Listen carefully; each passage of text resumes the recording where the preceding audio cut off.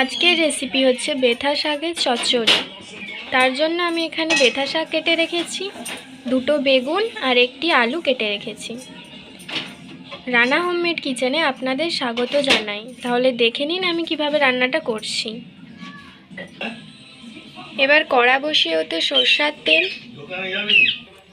অল্প পরিমাণে 5 ফোড়ন, একটি শুকনো লঙ্কা।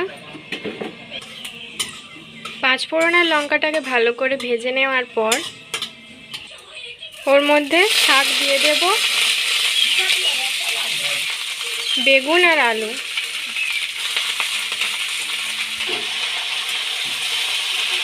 একটু নেড়ে নিয়ে সেদ্ধ হওয়ার জন্য ঢাকা দিয়ে দেব।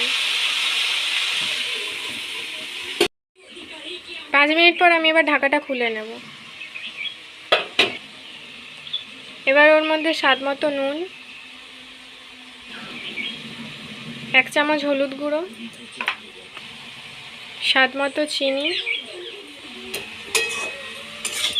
একটু নেড়ে ঢাকা দিয়ে দেব।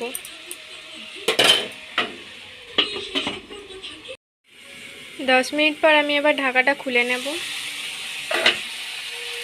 আর আমি আগে থেকে সরষা বেটে রেখেছিলাম, এবার ওটা ওর মধ্যে দিয়ে দেব। আর সরষা বাটা জলটা দিয়ে দেব। এবার অল্প কষিয়ে নেব।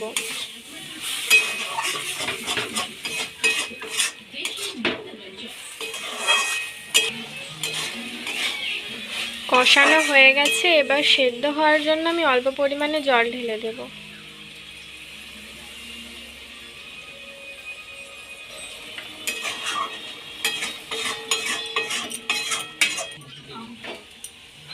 জলটা মরে গেছে, এবার আমি খুন্তিয়ে কেটে দেখব সেদ্ধ হয়ে গেছে কিনা।